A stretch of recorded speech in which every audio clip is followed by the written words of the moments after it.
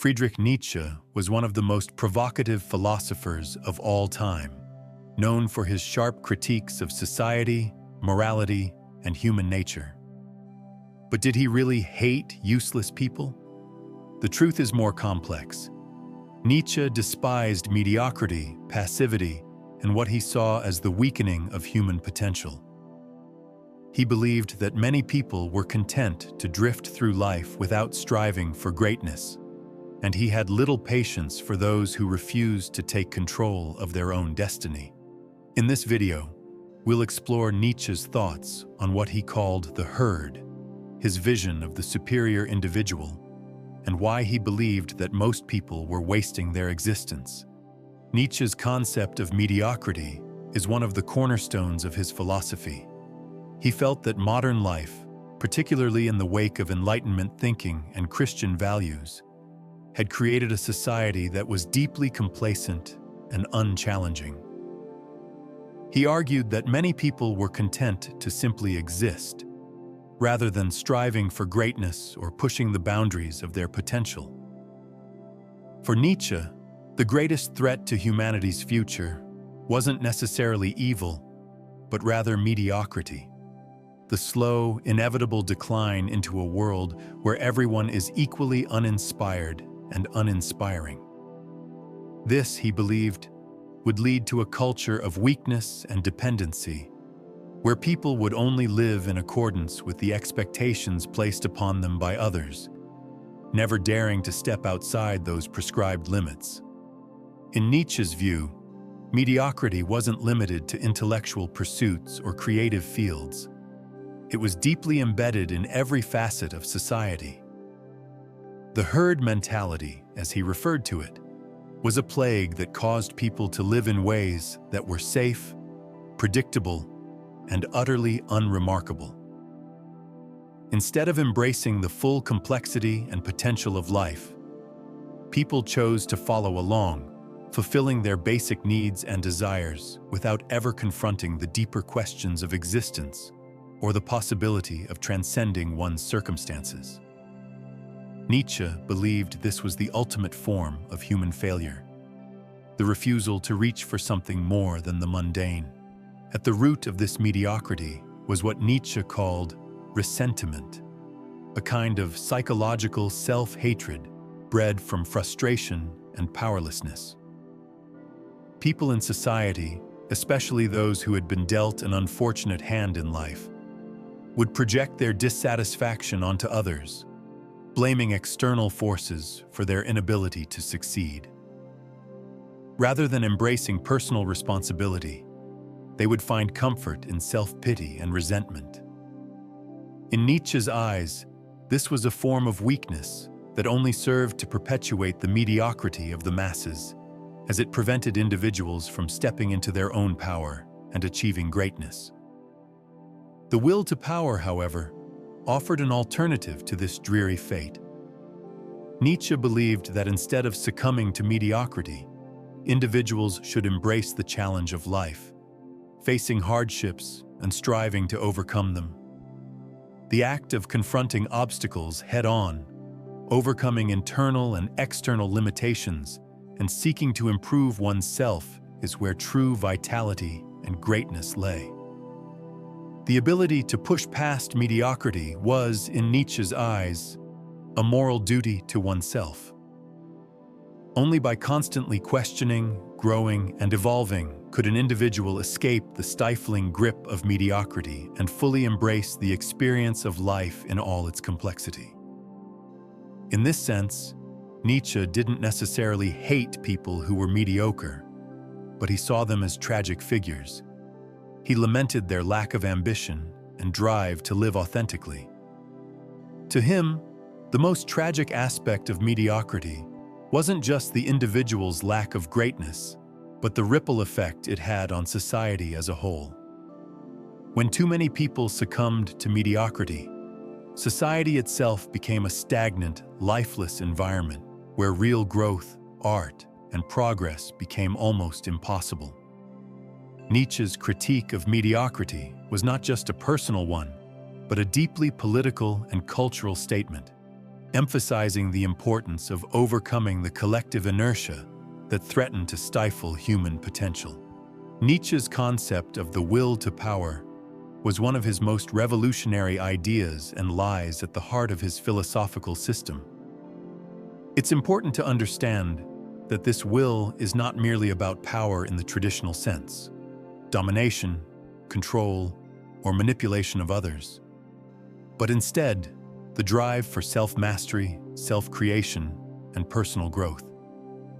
For Nietzsche, power was about the ability to shape one's own life, to assert one's individuality, and to overcome the forces of conformity that society often imposes. It is the force that drives a person to transcend limitations, whether they are social, psychological, or intellectual. In essence, the will to power is a life force, a dynamic, ever-changing energy that compels one to reach for something greater than oneself. The will to power requires individuals to become active participants in their own existence. Nietzsche believed that most people were passive, living life according to rules and expectations that were externally imposed, rather than being shaped by their own desires and will. To him, this passivity was one of the key characteristics of mediocrity. People were too easily influenced by the opinions of others, by the structures of society, and by traditional moral values. They lacked the courage to assert their own vision of life and their own values. In contrast, those who truly embrace the will to power are those who seek to create meaning out of chaos, who don't shy away from conflict or hardship, and who are committed to their own personal growth, even at the cost of societal approval. Nietzsche didn't believe in the traditional, passive notion of happiness or contentment. Instead, he believed that the path to fulfillment and greatness involved struggle, suffering, and constant self-overcoming. The more an individual pushed themselves, the more they expanded their capacity for life itself. In this way, the will to power is not just about achieving success or wealth, although these might come as a result. It's about becoming the most authentic, powerful version of oneself possible. For Nietzsche, the will to power also had a profound moral dimension. He didn't just argue that we should strive for greatness. He believed that it was our highest moral imperative to do so. To live in accordance with the will to power was to live authentically, to take full responsibility for one's own life and choices, and to embrace the totality of existence.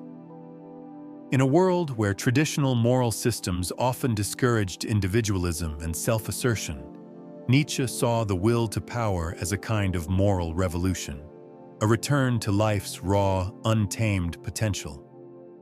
However, Nietzsche recognized that not everyone was willing to undertake the difficult, challenging journey required to embrace the will to power. Many people, he argued, were satisfied with comfort, safety, and predictability, things that simply didn't demand much of them. These people were trapped in mediocrity, stuck in a life that was devoid of challenge and growth. Nietzsche saw this as one of the greatest tragedies of the human condition. The will to power required a deep, unwavering commitment to growth and self-mastery, qualities that many people simply didn't have the will to cultivate. And so, they remained trapped in lives that were unfulfilling, disconnected from their true potential. The struggle to assert one's own power and identity, according to Nietzsche, is a necessary component of human flourishing. Those who refuse to engage with life in this way risk remaining stagnant, unaware of their own potential for greatness. Thus, the will to power is not simply a call for self-improvement, but a fundamental challenge to each individual to live a life that is true to their own essence. A life that defies mediocrity and embraces the boundless possibilities that life offers. Nietzsche's critique of traditional moral systems forms a foundational aspect of his philosophy, particularly his distinction between slave morality and master morality. The term slave morality refers to a system of ethics and values that arose from the experiences of the oppressed and disenfranchised. Nietzsche believed that this moral framework, which was dominant in Judeo-Christian societies, was fundamentally life-denying and the result of a psychological reaction to powerlessness. Slave morality values traits such as humility, meekness, compassion, and self-sacrifice. These virtues, Nietzsche argued, were originally invented by the weak to make sense of their subordinate position in society. Rather than confronting their own weakness and striving to overcome it, the oppressed created a moral system that redefined their lack of power as a form of moral superiority. In this system, virtues like humility became synonymous with goodness, while strength, assertiveness, and dominance were seen as morally suspect or even evil. For Nietzsche, slave morality represented a profound inversion of values, a moral framework that turned the natural, life-affirming impulses of humanity on their head. What Nietzsche found most troubling about slave morality was how it encouraged individuals to suppress their own vitality, creativity, and will to power. By glorifying meekness and turning weakness into virtue, slave morality condemned the very qualities that could lead to personal growth, freedom, and greatness. Instead of cultivating strength and excellence, it fostered self-pity, resentment, and conformity. Nietzsche saw this as an insidious force that stifled the human spirit and prevented individuals from fully realizing their potential.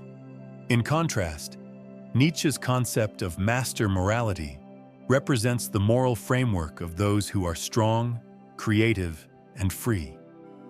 Master morality values power, achievement, and self-mastery. It celebrates the will to power and the desire to transcend limitations. The masters, according to Nietzsche, are those who have the courage to create their own values and to live authentically, free from the constraints imposed by traditional morality. They do not view the world through the lens of guilt or self-sacrifice, but instead embrace life as it is, full of challenges, struggles, and opportunities for growth. To them, virtues such as strength, pride, independence, and courage are not only desirable but essential. Rather than accepting the values of the herd, they craft their own moral code based on their unique vision of what life should be. Nietzsche saw the conflict between slave morality and master morality as the central struggle of human history. In his view, Western civilization had been largely shaped by slave morality, especially through the influence of Christianity. He argued that Christianity had institutionalized the values of the weak, reinforcing the idea that suffering and self-denial were virtues to be sought after. Christianity, in Nietzsche's eyes, was a religion of resentment, a religion that encouraged people to turn their natural instincts for power and greatness inward, suppressing them in favor of an ascetic, otherworldly ideal. This, Nietzsche claimed, was a form of cultural decadence that prevented the flourishing of individuals and stifled the progress of civilization as a whole. The problem with slave morality, however, wasn't just that it repressed human potential. It also led to the development of a culture of mediocrity.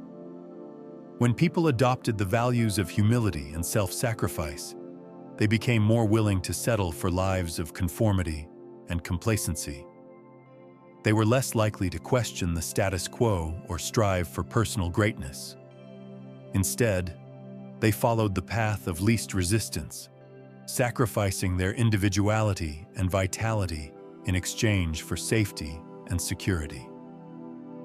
In Nietzsche's eyes, this was the essence of uselessness, the act of submitting to a moral system that discouraged personal power and self-assertion. What Nietzsche proposed as an antidote to this malaise was the cultivation of master morality in both the individual and society. He envisioned a world where individuals would no longer be bound by the moral dictates of the herd, but would instead embrace their own unique potential. Rather than adhering to the values of weakness and humility, they would celebrate the qualities of strength, creativity, and self-overcoming. Nietzsche believed that those who embraced master morality would not only live more authentic and fulfilling lives, but would also contribute to the advancement of culture and civilization as a whole. The conflict between slave morality and master morality, then, was not just a theoretical or historical issue for Nietzsche, it was a deeply personal one. He believed that individuals had to make a choice between these two moral systems in their own lives. To live according to slave morality was to accept a life of mediocrity and submission, to abdicate one's responsibility for self-creation. On the other hand, to embrace master morality was to take control of one's destiny and to forge a path that was uniquely one's own. This choice, Nietzsche argued, was the most important decision an individual could make. However, Nietzsche didn't view this transition as a simple or easy one. To adopt master morality was to face resistance, both from the outside world and from one's own inner fears and doubts. The process of self-overcoming, which was central to Nietzsche's philosophy, required immense courage and a willingness to confront the darker, more uncomfortable aspects of oneself. The masses, Nietzsche believed, would often resist this challenge because it demanded too much. It required a level of strength and commitment that most people simply weren't willing to pursue. Slave morality, on the other hand, was much easier to follow. It offered comfort, security, and a moral justification for weakness. But in the long run, Nietzsche believed that this path would lead to spiritual stagnation and societal decay. The rejection of slave morality also meant rejecting the idea of absolute universal truths. Nietzsche was a radical relativist, and he believed that truth was not something that existed independently of human experience. Truth, for Nietzsche, was something that each individual must create for themselves. This radical stance was a direct challenge to the traditional moral systems that had dominated Western thought for centuries. Rather than relying on external authorities such as religion or the state to define what is good and bad, individuals were encouraged to trust their own instincts and create their own values. For Nietzsche, this was the only path to true freedom and authenticity.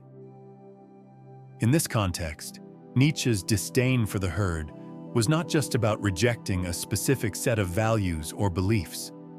It was about rejecting a mode of existence that stifled human creativity, growth, and self-expression. He believed that those who conformed to societal expectations, who accepted the dictates of slave morality, were essentially abandoning their own potential. By embracing master morality, on the other hand, individuals could transcend the limitations imposed by society and create lives that were rich with meaning, power, and possibility. Nietzsche's exploration of slave morality and master morality, then, is not just a critique of societal norms, but a challenge to each individual to take responsibility for their own life and to embrace the struggle for self-overcoming. It is an invitation to live authentically, to defy mediocrity, and to create one's own values in the face of a world that often seeks to impose conformity and limitation. In the end, Nietzsche's philosophy is a call to arms for those who are willing to reject the easy comforts of the herd and strive for greatness, no matter the cost. Nietzsche's concept of the Übermensch, or Overman, stands as one of his most revolutionary and controversial ideas. It represents the pinnacle of his philosophical vision, an individual who has transcended the limitations of conventional morality, societal expectations, and the mediocrity of the herd. The Übermensch is not merely a superior being in the sense of physical or intellectual prowess, but is someone who has completely redefined their relationship with life itself. This individual has abandoned the slave morality that dominates modern civilization and has instead forged their own path, creating values that affirm existence in its fullest form. To Nietzsche, the Übermensch was the antidote to the cultural and psychological decay that he saw spreading through society. At its core, the Übermensch embodies the will to power, the driving force that compels individuals to grow, evolve, and master themselves. Unlike the passive, conformist masses who submit to external authorities and traditional moral codes, the Übermensch does not seek validation or approval from society. Instead, they create their own meaning, fully embracing the chaotic and often brutal nature of life. They do not succumb to nihilism, even in a world where old values have crumbled. Rather than despairing over the death of God and the collapse of objective moral frameworks, the Übermensch sees this as an opportunity for radical self-creation. One of the key characteristics of the Übermensch is the ability to affirm life unconditionally. Nietzsche was deeply critical of philosophies and religions that treated existence as something to be endured, something temporary and imperfect that must be transcended or escaped. Christianity, for example, posited that true life begins only in the afterlife, diminishing the value of earthly existence. Nietzsche saw this as a life-denying perspective, a philosophy rooted in resentment toward the harsh realities of the world. In contrast, the Übermensch does not seek to escape suffering or difficulty, but embraces them as necessary aspects of life. Every challenge, every hardship, every painful moment is not something to be avoided, but something to be integrated and transformed into a source of strength. The Übermensch also refuses to be bound by guilt, shame, or the restrictive moral codes imposed by society. Nietzsche believed that traditional morality was often used as a tool of control, designed to suppress individuality and maintain conformity. Concepts such as sin, duty, and self-sacrifice were, in his view, instruments of slave morality, ideas that discouraged people from striving for excellence and instead encouraged mediocrity and submission. The Übermensch recognizes these moral constructs for what they are, artificial limitations that serve the weak. Instead of adhering to inherited ethical norms, they take full responsibility for their own actions, shaping their moral compass according to their personal vision of life. Creativity plays a crucial role in the development of the Übermensch. For Nietzsche, great individuals are not just those who achieve material success or political power, but those who create something truly original. Whether in art, philosophy, science, or life itself, the Übermensch is an innovator, someone who dares to break free from convention and forge new paths. This requires immense courage, as it often means standing alone, facing resistance, and enduring the loneliness of pioneering something new. The Übermensch does not fear this solitude, however. They understand that greatness requires the willingness to walk a path that others may not yet understand or accept. Another essential aspect of the Übermensch is self-overcoming. Nietzsche believed that the greatest battle one could ever fight was not against external enemies, but against oneself. The Übermensch is constantly evolving, constantly challenging their own limits, and never allowing themselves to stagnate. They do not become complacent or satisfied with their achievements. Instead, they continuously push themselves to new heights. This is a stark contrast to the average person, who often seeks comfort, stability, and security above all else. The Übermensch thrives on challenge and transformation, seeing life as an ongoing process of growth rather than a destination to be reached. One of the most misunderstood aspects of the Übermensch is the idea that it represents some kind of authoritarian or oppressive figure. Many critics of Nietzsche's philosophy have mistakenly interpreted the Übermensch as a justification for tyranny, oppression, or superiority over others. However, Nietzsche's true vision was not about dominating or controlling others, but about self-mastery. The Übermensch does not seek power over people. They seek power over themselves. They do not impose their will through force, but through the sheer strength of their own being. Their influence on the world comes not from coercion, but from the undeniable force of their presence, their ideas, and their example. Nietzsche never explicitly described what an Übermensch would look like in practice, but he provided some historical and literary figures that he admired as embodiments of this idea. He saw elements of the Übermensch in figures like Goethe, Napoleon, and even the mythical character of Zarathustra in his own work, Thus Spoke Zarathustra. These individuals, in different ways, represented the qualities Nietzsche associated with the Übermensch: ambition, self-mastery, artistic genius, and an unshakable commitment to their own vision of life. They were not confined by the values of their time, but redefined what was possible. One of the most radical implications of the Übermensch is the complete rejection of victimhood. Nietzsche despised the tendency of people to see themselves as helpless victims of circumstance. He saw this as a mindset that stripped individuals of their agency and trapped them in cycles of resentment and blame. The Übermensch, on the other hand, takes full responsibility for their own life.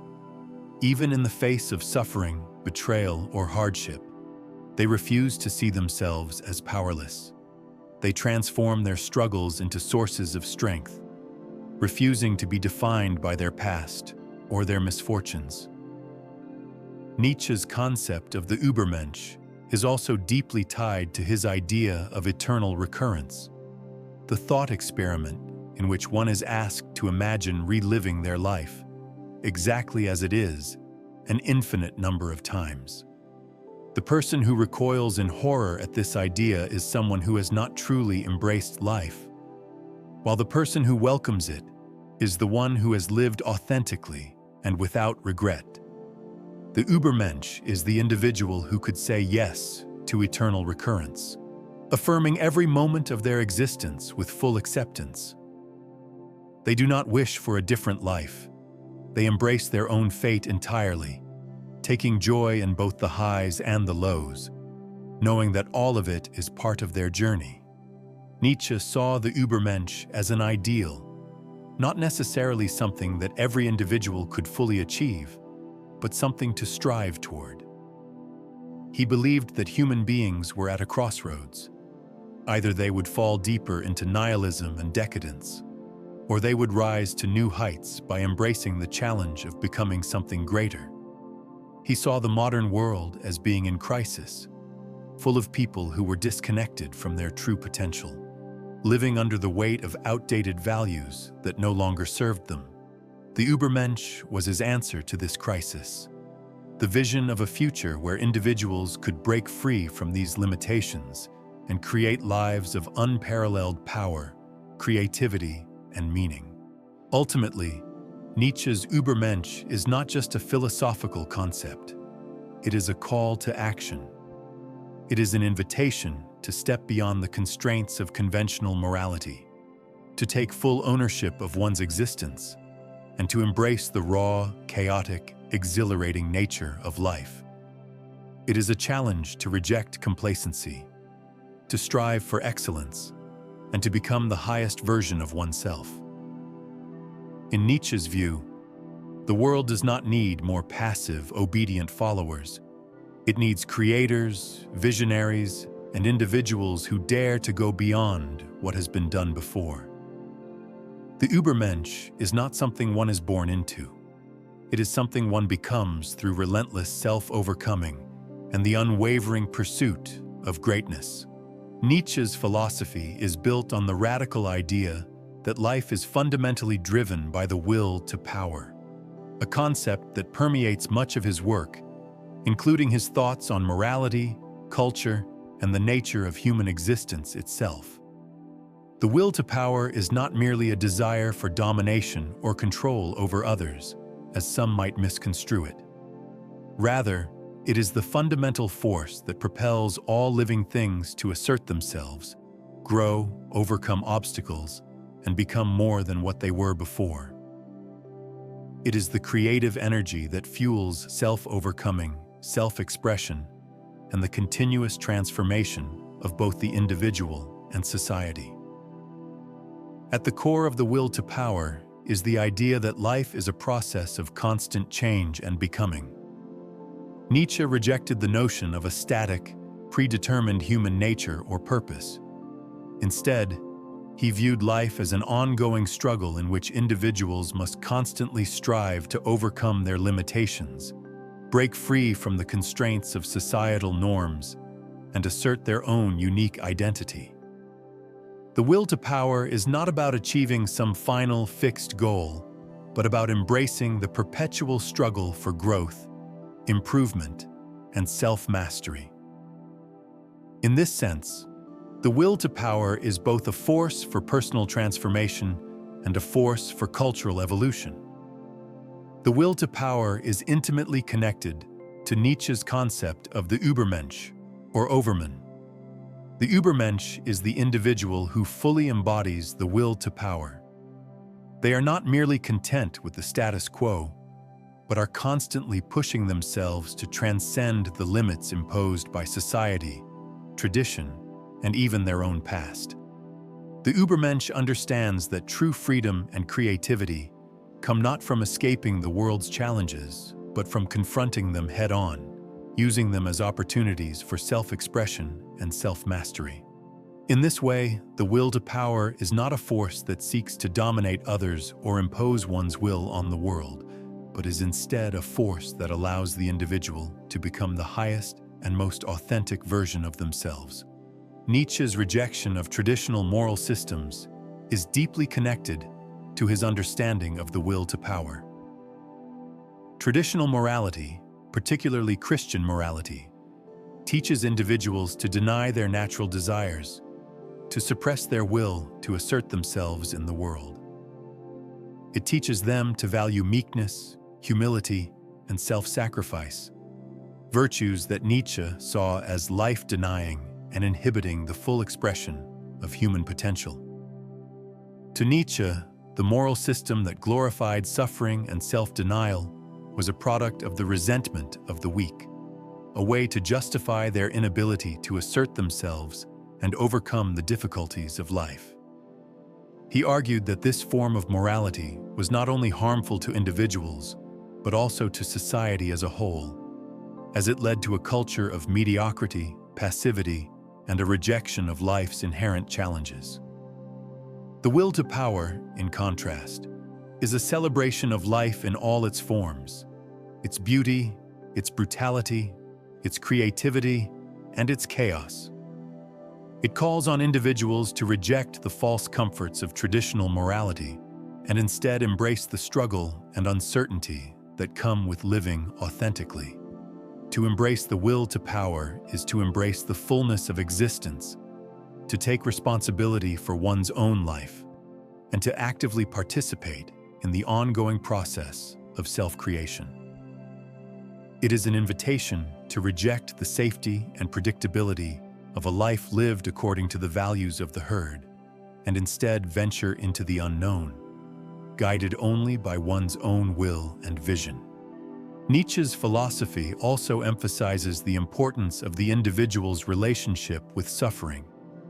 Far from seeing suffering as something to be avoided, Nietzsche saw it as an essential part of the human experience, something that must be embraced, understood, and integrated into the individual's life. He believed that suffering was a catalyst for growth, transformation, and the development of strength. Without suffering, there could be no greatness, no self-overcoming, no deepening of character. The will to power is not about avoiding pain or hardship, but about using them as fuel for personal growth and creative expression. This perspective on suffering is exemplified in Nietzsche's concept of amor fati, or the love of fate. To love one's fate means to accept everything that happens in life, both the joyful and the painful, as necessary and valuable. It is to affirm every experience, no matter how difficult or tragic, as an integral part of one's existence. The person who embraces amor fati does not lament their circumstances or wish for a different life. Instead, they see every moment of their life, with all its challenges and contradictions, as an opportunity for growth and self-expression. In this sense, the will to power is a call to embrace life in its totality, to reject any notion of life as something to be escaped or transcended, and instead affirm it in all its complexity. Nietzsche's understanding of power is also deeply intertwined with his critique of modernity and the rise of the herd mentality. The herd, according to Nietzsche, represents the masses who live according to conventional values and societal expectations, without questioning or challenging the status quo. The herd values comfort, safety, and conformity, often at the expense of individuality, creativity, and excellence. For Nietzsche, the herd mentality is a manifestation of weakness, a refusal to embrace the will to power and to engage in the struggle for self-overcoming. In contrast to the herd, the individual who embraces the will to power does not seek to belong to any group or follow any prescribed set of beliefs. They do not measure their worth by the standards of the masses, but instead chart their own course, creating their own values and defining their own sense of purpose. This is not to say that the will to power is inherently antisocial, as Nietzsche does recognize the importance of human relationships and community. However, he believed that true greatness and freedom could only be achieved by individuals who were willing to stand apart from the herd and embrace their own unique vision of life. The will to power also has significant implications for the nature of art and creativity.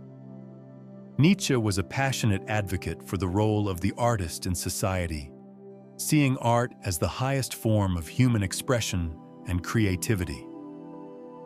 For Nietzsche, the artist embodies the will to power in its purest form, creating something new, original, and life-affirming. The act of creation, in Nietzsche's view, is an expression of the artist's will to shape the world according to their own vision.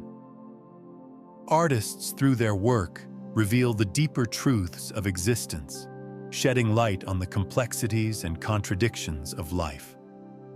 They are not concerned with adhering to established norms or pleasing the masses, but with expressing their innermost impulses and visions.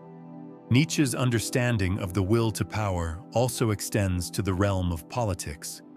He was deeply skeptical of democracy and egalitarianism, seeing these systems as expressions of the herd mentality.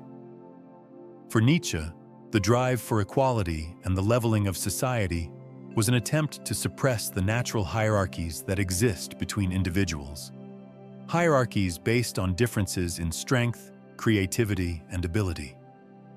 He believed that a truly great society would be one in which individuals were free to express their unique potential, and in which those who exhibited exceptional qualities, whether in art, intellect, or leadership, were allowed to flourish and lead.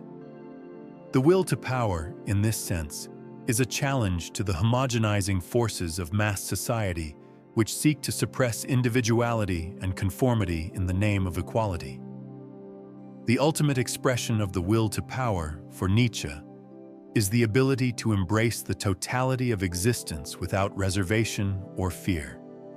It is the ability to live authentically, according to one's own values, and to create meaning in a world that offers none. The will to power is not about domination or control over others, but about asserting one's own existence and potential in the face of a chaotic, indifferent world. It is a call to rise above the mediocrity and passivity of modern life and to strive for greatness, not through submission to external authorities or values, but through the active, creative expression of one's own will. In the end, Nietzsche's philosophy of the will to power is a profound invitation to live fully and unapologetically. It challenges individuals to confront the world as it is, without illusions, and to use their own inner strength to shape their lives according to their own vision. The will to power is not a force that seeks to impose itself on others, but a force that drives individuals to become the best versions of themselves, to break free from the constraints of society, and to embrace the challenges of existence with courage, creativity, and determination. It is the driving force behind all human achievement, all great art, and all moments of transcendence. By embracing the will to power, individuals can transcend the limitations imposed upon them by the world and create lives of meaning, purpose, and vitality.